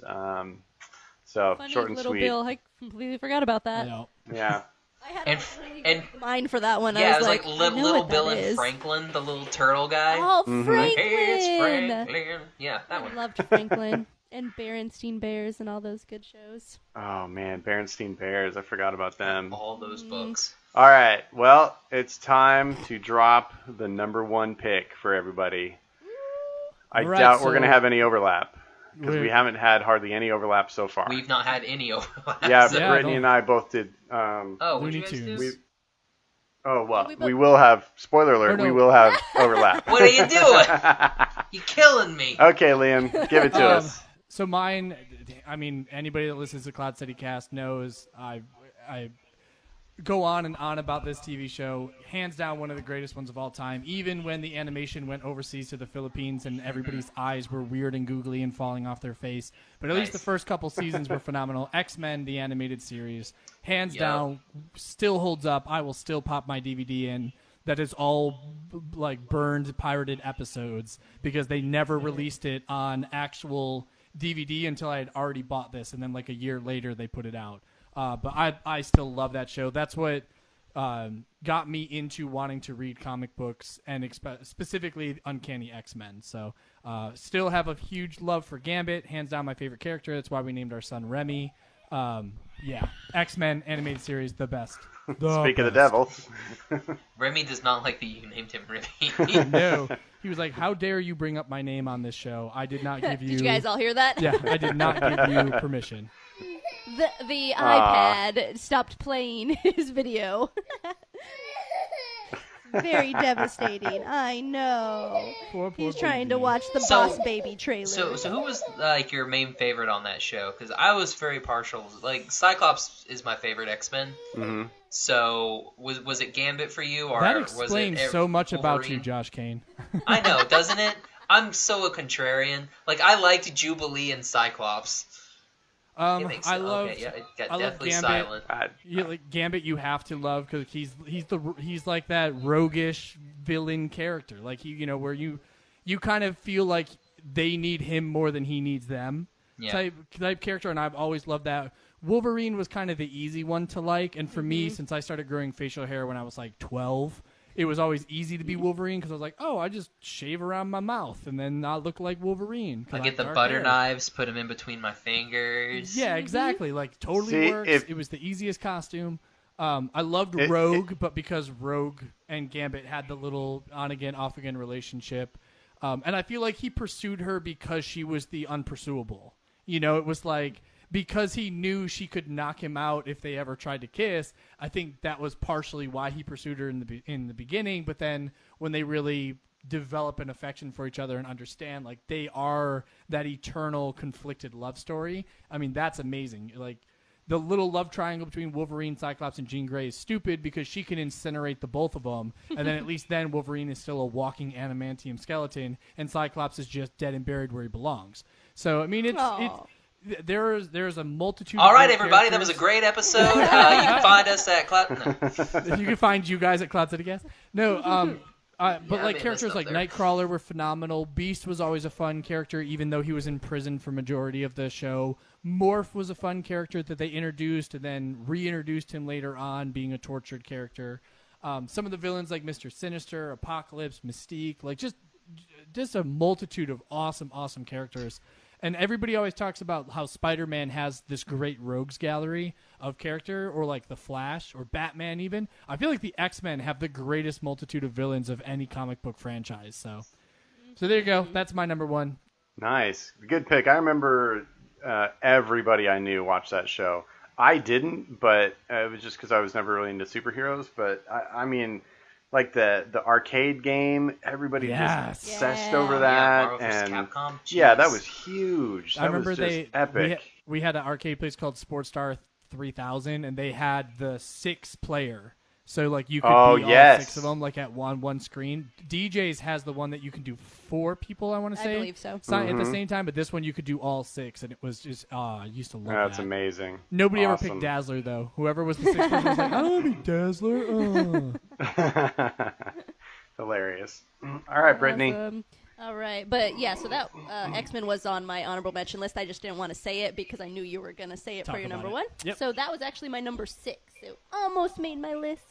But anywho, so number 1, we actually already mentioned this, Josh. It was your number 2, Rugrats. Hey! Rugrats is my all-time favorite cartoon. Like, if I could watch one cartoon forever, it would be Rugrats. I loved it growing up. Same with, like, what Josh would say. It was deep. Like, you don't think about it when you were younger. It was just cool to watch the babies get into mischief, like, figure out a way to get out of the baby gate with a screwdriver that he keeps in his diaper. Yep. It's so silly. And then they go on these little missions that they will then, which reminds me of Toy Story, like the beginning of Toy Story movies where they act out the scene that... Yeah, like when he's Okie Dokie Jones. When, yeah, he's okay. Yep. He's very much Indiana Jones. Yeah. But Yeah. no, how like in Toy Story they do like In 2 and 3, they did the move, like what's Yeah. happening while they're playing. Yeah. It's kind of like the same idea. Like it's happening to them and they're just going through the house, but it's like a real like Indiana Jones scene or something. Yeah. It was really cool. I love that. So Rugrats #1 Very cool. animated cartoon. Did you ever go to one of those live act, like those, like the little musical play things that they did? No, I didn't know they did that.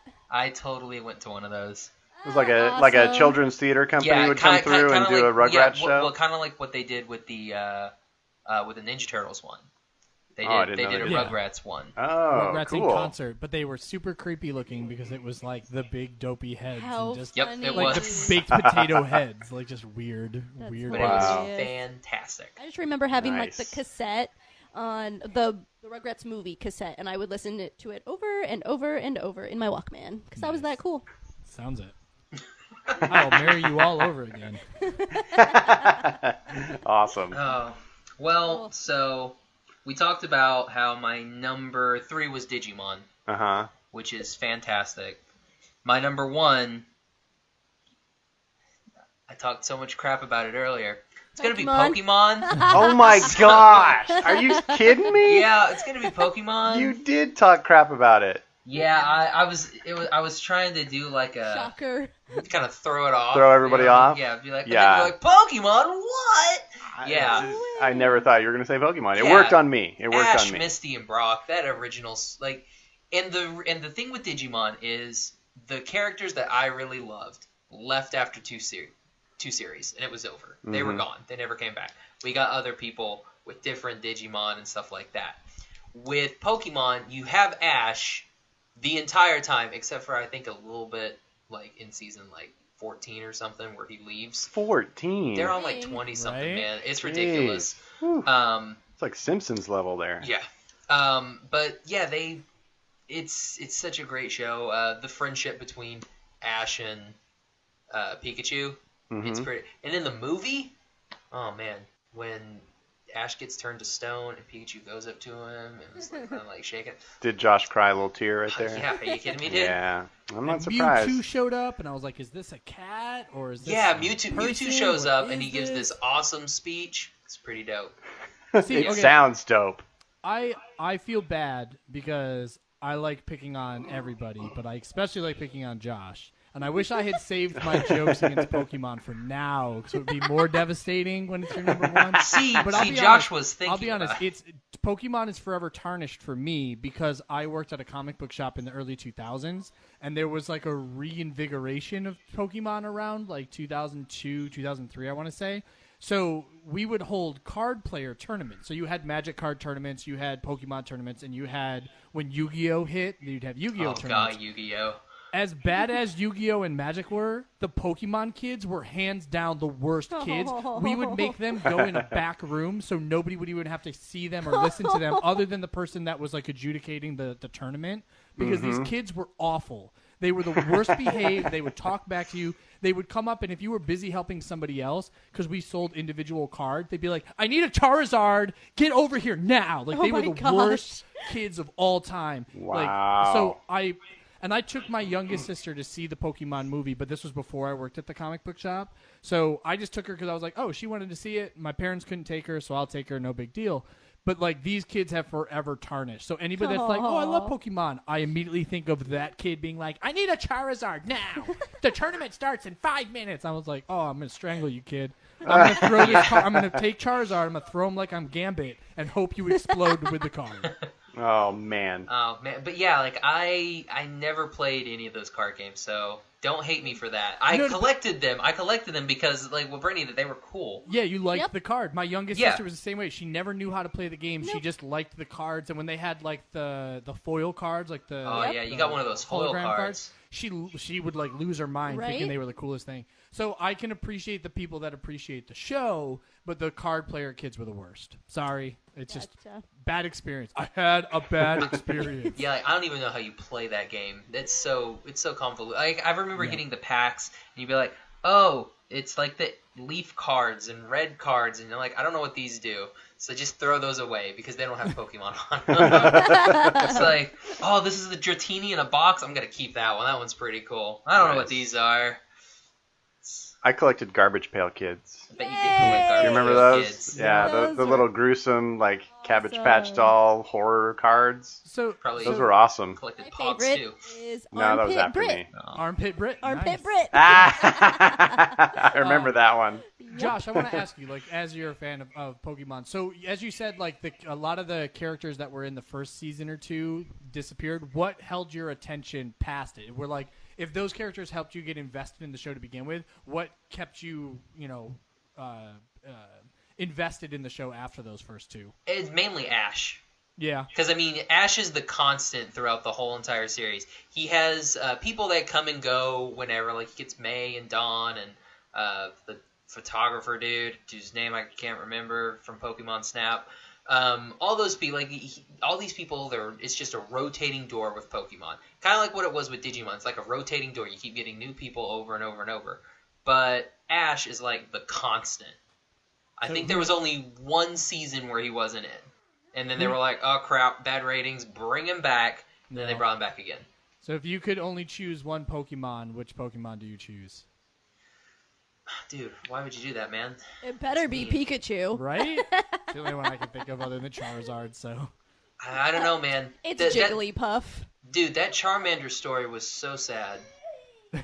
His trainer, here you go, Gavin. Sit down. You're gonna cry for this. I'm His good. trainer is a kind of an abusive trainer, so just doesn't really care about him. And the thing with the Charmander is, if it's the little flame on its tail goes out, then it dies. And his trainer just like left him out in the rain. And What a Ash had to jerk. go and save him, and he did save him. Aww. It's, Then he turned it's- into a yeah. Charizard? He turned into a Charmeleon, and he kind of he turned into a D-bag, and that just progressed when he turned into Charizard. Then he was just Major D-bag. So Oh, I Wow. want that to be my Pokemon evolution, so I can be like, all right, Charizard, and then evolution into D-Bag, and then evolution into Major D-Bag. I choose you. oh, you could just name him like D-bag at the very beginning. He's like, your D-bag's evolving. And you're like, yeah, he is. That's So, Amazing. so if it goes from D-Bag to Major D-Bag, am I the highest evolution of a douchebag? Because that's awesome. Yes, Pretty you much. are. Perfect. I dig it. All right. All right. So Kevin, I we're on you, yeah? yeah, I think I get the honor of having the mic drop number one pick here. For me, there's no question this one is the top of the top, the hands down the greatest animated shorts collection series world, whatever you want to call it, and that's Looney Tunes. I knew it. I mean, you've got so many classic iconic characters. You got Bugs, you got Daffy, you got Yosemite Sam, you got Foghorn Leghorn, you got, so much. It's a whole Yeah, world Tweety of Bird. entertainment. I say. Yeah, and it's endlessly entertaining. The guys that were working at Warner Brothers doing those Looney Tunes and the Merry Melodies cartoons, they had a much looser set of rules put upon them. And there's lots of stories about the Disney animators just longing to have that type of freedom with the gags and the jokes that they were able to pull. Tons of adult humor in their stuff that, Walt had very strict rules about content and story and things like that, and wouldn't allow a lot of that really silly slapstick, over-the-top stuff, and sometimes crude and sexual stuff that the Looney Tunes were doing. And, so a lot of that freedom, you can just feel it when you watch those cartoons. You just feel like it's a bunch of people just saying, we can do whatever we want, let's do it. And they created fantastic cartoons. And, the voice work of Mel Blanc in all of those characters is incredible. And to me, they're timeless and nothing can compare to Looney Tunes. So that's all, folks. That's all. You know, I gotta say, I think Marvin the Martian was always my favorite Looney Tune character. Very when he good. would show up, that was always so much fun. Like just like the Roman helmet and like Yep. the pleated skirt, like just so cool. Yeah, what a weird character design. Kind of genius and kind of avant-garde. It's really good. Yeah, just because you only see like his eyes. His eyes, yep. Like Yeah, the shadow definitely. under the helmet. So cool. Nice. Yeah, Oh, Looney man. Tunes is the winner of all. I agree with that. Yes. Because it's on my list, so. Right. No, I right. like that. Like you had Looney Tunes, and then he had it as a number one, and you and Josh both had Rugrats. So I mean, like, I like that there was some crossover, and it was like decently high on the list. So Yeah, absolutely. no love for X-Men though. You guys are terrible people. Hey, I loved X-Men. It Yeah, just but was number honorable 6, mention. that's not top 5. No, it wasn't. Well, honestly- but if this was your show, though, I mean, if this was your show, I mean, you guys do like top like 748. So I mean, totally true. everything's part of your tops. This is true, but we are more all encompassing than some shows that only limit to a top 5. So we try. Well, to because true. we pick That's true. we try to pick the best of the best. We don't want any phonies in. That's Okay. true. Okay, But then- Josh but and then Liam again- can settle down now. And then you have to think of your credentials, buddy. Your top number 1 was Pokemon, which you trash talked earlier in your own top 5 Pokemon! set. So It was a screw it. Finger. This war, this vendetta, this Sicilian thing. It I must can't wait end. till you guys meet in real I know. life. They're gonna be the bestest of friends. We're It's just Liam, gonna- I'm gonna We're I'm be gonna skipping jump into through your arms D23 like Dirty holding Dancing hands. style. I want you to like lift me above your head. I'm That'd be totally great. into it. Can you please do that? Let's I'm do it. picturing more of a noogie situation. But I would love the Dirty Dancing to happen. Yeah, that'd be So amazing. I'll lift him up, but then I'll like dip him backwards into a toilet and give him a swirly. I think that's probably the way that That'll our probably work. relationship goes. Well, see, I love how you think you're gonna lift me up. I'm just gonna like fall into you.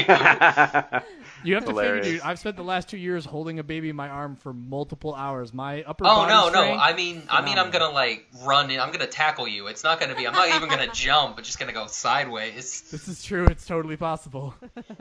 Or I lift you up and I just, accordion down. Yeah, the arms just buckle. I dig All it. I'm right. into it.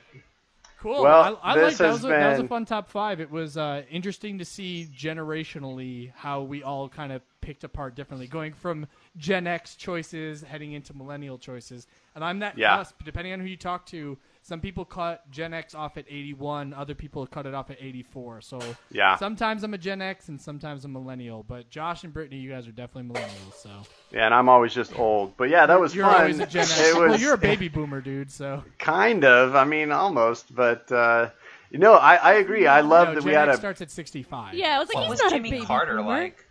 Jimmy Carter. I don't have any memories of Jimmy Carter as president anyway. What was No, Woodrow you'd have Wilson? been. I remember Reagan as president. I was gonna say I remember Reagan. I don't think you'd remember. Yeah, no, it would have been Carter, right? Because Ford was before Carter. Yeah. Ford, Carter, Reagan, and then Bush, Clinton, Bush. Obama, Yeah. and then Hopefully just Trump. Trump. Well, no, it's just Trump, and then it's all over. Trump. Democracy Trump. crumbles. I'm about to say, then he declares himself supreme dictator for life. Oh, gosh. He declares Hilarious. America gross, get rid of slimy girls. Girls have cooties. Yep. Nice. Okay, that was a pretty fun episode. That was a blast. And, I've had better episodes. The end kind of, a little bit, That's good.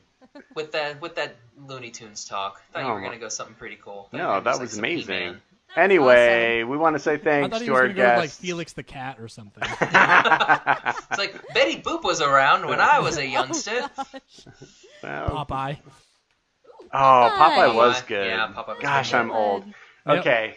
Well, guys, we really want to thank you for coming on the show. It's been a blast.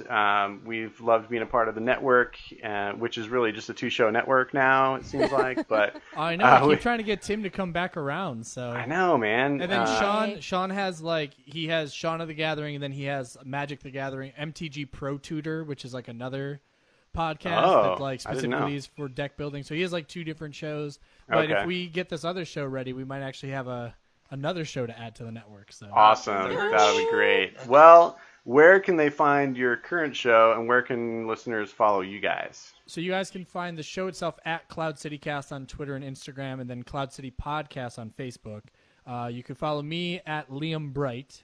You can follow me at Citizen of Disney. And that's on Twitter and Instagram. So then you guys can find all of the shows on the network if you go to secretsuperheroclub.com, and we basically have like a running forum that you can just introduce any nerd, geek, dweeb content topic you want to talk about, and people will chime in. So we try to keep it pretty open and fun. We just ask that you say spoiler alert if you are going to give spoilers. Because don't be that person. Yeah, don't be. Absolutely.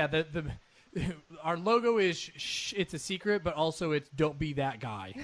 Right. So if someone wanted to go on to the Secret Superhero Club, they can go on to that page and post about Season 1, Episode 14 of Pokemon. So Exactly. Just let me know. Just tag me in it. We'll talk about it. We'll talk everything out. It's a pretty good episode. Excellent. Nice. I doubt you're going to get any responses. Anyway, Watch me get 7. thanks, guys. It's been a blast. We've had a really fun time. Thank you. We had Thanks a lot for of having fun. All right, so we decided to do something a little bit special with our last post. Mm-hmm. We asked all of our wonderful listeners to tell us what they were watching this week. Yes. Gavin, why did we want to know what they were watching this week, Well, other than we want to get to know our fans Exactly. a little bit better? First of all, the first reason was to just to get to know our audience a little bit more and find out what they were watching. We got a lot of great responses. And the other reason is to just promote the idea of interacting with us, just to get our audience more involved directly with the show. And then thirdly, we just wanted the chance to say thanks for said interaction and give a little something back. So we have a surprise drawing, and we're going to give away a little prize to one of you who responded and gave us a little comment and told us what you were watching. And this is to encourage all of you out there to continue to interact with us because it's worth it. Exactly, and let your friends know so they Yep. can interact with us. Yep. We're going to be giving away stuff all the time. So, And we're not always going to tell you when we're giving yeah, stuff so away you never either. know. So always interact. You never know. This time we're going to be giving away an 8x10 print of a Cruella de Vil drawing that I did. So, it's not much, but it's just a little something you'll get in the mail, and everybody likes getting packages. This is going to be an original Gavin Audison. Well, it's a print of an original. This is going to be a print of an original Gavin Audison. Right. And complete with an Animation Station podcast button. You know it. All right, so we have put all your names literally into a hat. It is a Dipper Pines Gravity Falls hat, so very appropriate. Yes. All right, Josh, you want to pick a winner? Well, that one just literally came out. All right, shake them up. Here, I'll let you pick it. Since this is your print Okay. and my hat, All right. I'll let you draw from my hat. All right, I'm going to pick the winner now, and it is at Dizlights on Nice. Instagram. That is amazing. So at Dizlights is actually a friend of mine, and she has a wonderful account on Instagram called Dizlights, and she basically has tons and tons of photographs in the Disneyland Resort of the amazing magical lighting that they have in the parks. And if you've never been to a Disney park, you may not understand. That might sound boring, but if you ever go, you'll understand. You'll get to see this next year when you go, Josh. Yeah. But they do amazing things with their light fixtures and their lighting packages and all the things that they do to create that level of lighting magic that they do at Disney. So I'm very happy that she won. Thanks, Angela, for sending us your comment. And yeah, continue to interact with us because you never know when we're just going to give something away randomly. And then also we want to remind everybody about our big Thanks giveaway, which is going to happen Thanksgiving weekend. That's our Beauty and the Beast prize package. So don't forget to check out that post and make sure that if you participate in the giveaway contest that you hashtag ASP Thanks. All right, that's going to wrap it up for this week. Thanks for listening to this super epic episode. Thank you for listening to the Animation Station Podcast. Follow us on Instagram and Facebook at Animation Station Podcast. Follow us on Twitter at Animate Podcast. Subscribe to us on iTunes and join the conversation at secretsuperheroclub.com, where you can connect with our podcast friends, Cloud City Cast, Getting Into Comics, and Shaun of the Gathering.